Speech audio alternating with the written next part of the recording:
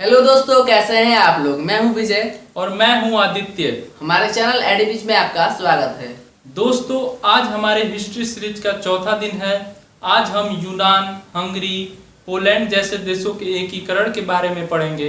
तो बिना time waste किए चलते हैं अपने वीडियो पे।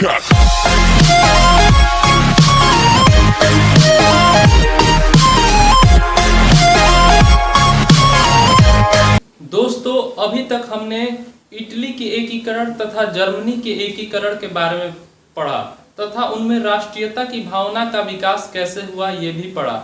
आज हम पढ़ेंगे कि यूनान, हंगरी और बोहेमिया जैसे देशों में राष्ट्रवाद का उदय कैसे हुआ तथा इसके क्या प्रभाव हुए। तो सबसे पहले हम यूनान के बारे में पढ़ते हैं।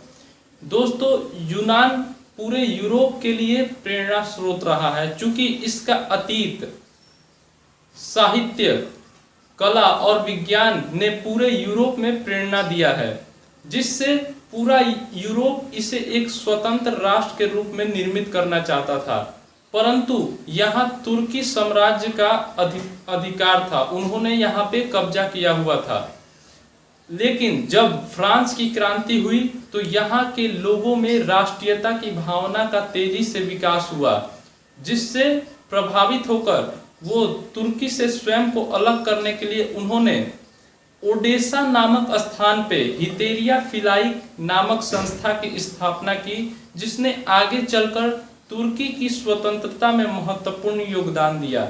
इसके साथ ही अन्य देश जैसे इंग्लैंड, फ्रांस ये भी तुर्की को स्वतंत्र करना चाहते थे, जिसके फलस्वरूप इंग्लैंड का एक महान कवि लॉर्ड बायरन यूनानियों की स्वतंत्रता के लिए यूनान में ही शहीद हो गया, जिससे वहां के लोगों में राष्ट्रीयता की भावना काफी बढ़ गई और क्रांति के लिए लोगों में आक्रोश। दोस्तों, जब तुर्की के शासकों ने यूनानी स्वतंत्रता संग्राम में जितने भी लोग थे उन्हें कुचलना शुरू कर दिया, तो ये स्थिति और भी ज्यादा भयावह बन गई।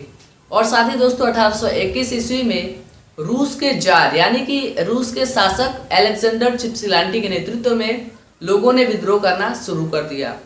दोस्तों, अलेक्जेंडर चिपसिलांटी यूनान का स्वतंत्रता चाहता था, लेकिन वो मेटरनी के दबाव के कारण खुलकर सामने नहीं आ पाया। तो इसके बाद जब रूस का नया जार यानी कि नया शासक निकोलस बना, तो उसने खुलकर यूनानियों का साथ दिया। और साथ ही दोस्तों, दूसरी तरफ अप्रैल 1826 ईस्वी में ब्रिटेन और रूस ने मिलकर ये समझौता किया कि वो तुर्की यूनान विवाद में मध्यस्थता करेंगे। और साथ ही दोस्तों, जो फ्रांस का शासक चार्ल्स 10वां था वो भी इसमें रुचि लेने लगा था।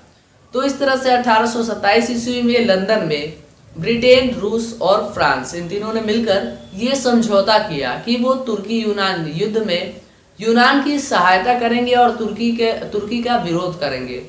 तो इस तरह से नावारेनो की खाड़ी में तुर्की यूनान युद्ध आरंभ हो गया, जहां तुर्की का साथ केवल मिस्र ने दिया, जबकि दूसरी तरफ यूनान के साथ ब्रिटेन, फ्रांस और रूस जैसे बड़े देश थे। तो इस तरह से तुर्कियों की बहुत जबरदस्त हार हुई। तो इसके बाद 1829 ईस्वी में एड्रियानोपल की संधि हुई, जिसके तहत तुर्की को केवल नाम मात्र का शासक बनाया गया। लेकिन यूनान के जो राष्ट्रवादी थे उन्होंने इसे भी मानने से इनकार कर दिया, क्योंकि दोस्तों वो पूर्ण तरह से स्वतंत्र राष्ट्र बनना चाहते थे। तो इस तरह से फलतः 1832 ईस्वी को यूनान को एक स्वतंत्र राष्ट्र घोषित कर दिया गया। तो अब हम हंगरी के एकीकरण तथा वहां पे राष्ट्रीय भावनाओं के प्रसार के बारे में पढ़ेंगे। यूरोप में जो भी क्रांतियां हो रही थी उसका सीधा प्रभाव हंगरी पर भी पड़ रहा था। जब फ्रांस में 1848 की क्रांति हुई तो यहाँ राष्ट्रीय आंदोलन शुरू हो गए, जिसका नेतृत्व कोसुत और फ्रांसिस डिक ने किया। कोसुत लोकतांत्रिक विचारों का समर्थक था तथा जब उसने वर्गहीन समाज के अपने विचार को पूरे हंगरी में फैलाना शुरू कर दिया तो ऑस्ट्रिया ने इस पर रोक लगा दी, क्योंकि ऑस्ट्रिया ने ही हंगरी पे कब्जा किया था। परंतु आगे चलकर जब फ्रांस का शासक लुई फिलिप गद्दी छोड़ा तो यहाँ के राष्ट्रीय आंदोलन और तेज हो गए, जिसका सीधा प्रभाव ऑस्ट्रिया और हंगरी दोनों के लोगों पर पड़ा। अंततः 31 मार्च 1848 ईस्वी को ऑस्ट्रिया ने हंगरी की कई बातें मान ली तथा उसे एक स्वतंत्र मंत्री परिषद दिया जिसमें केवल हंगरी के ही सदस्य थे तथा वहां पर सामंती प्रथा का भी अंत कर दिया गया तथा राष्ट्रीय सुरक्षा के लिए सेना की भी स्थापना की। इस तरह ऑस्ट्रिया के प्रभाव से हंगरी मुक्त हुआ। तो दोस्तों इसी तरह से धीरे धीरे और भी देशों में राष्ट्रीयता की भावना का प्रचार प्रसार हो रहा था। जिस तरह से हमने यूनान और हंगरी के बारे में पढ़ा, उसी तरह पोलैंड और बोहेमिया में भी इस तरह के आंदोलन हो रहे थे।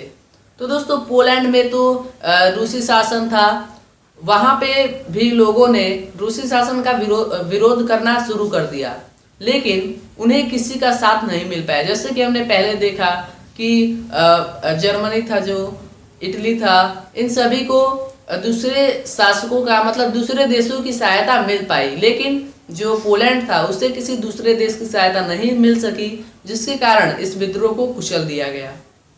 तो इसके बाद आइए हम बोहेमिया के बारे में भी जान लेते हैं। तो दोस्तों बोहेमिया पर ऑस्ट्रिया का शासन था, यानी कि पहले ऑस्ट्रिया एक बहुत ही शक्तिशाली राज्य था। जैसे कि हमने देखा जर्मनी हो गया, इटली हो गया, बोहेमिया हो गया, और भी बहुत सारे देशों पर ऑस्ट्रिया ने अपना कब्जा किया हुआ था।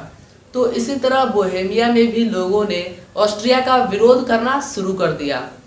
तो वहाँ पे ऑस्ट्रिया ने इसके कई बातों को, जो वहाँ के बहुसंख्यक लोग थे, चेक जनजाति के लोग थे, उनकी बातों को ऑस्ट्रिया ने मान लिया। लेकिन धीरे धीरे जो आंदोलन था वो मतलब भड़कते जा रहा था, हिंसात्मक रूप धारण करते जा रहा था। इस तरह ऑस्ट्रिया भी गुस्सा हो गया और उसने इसे कुचल दिया। दोस्तों अब हम राष्ट्रीयता के प्रभाव के बारे में चर्चा कर लेते हैं।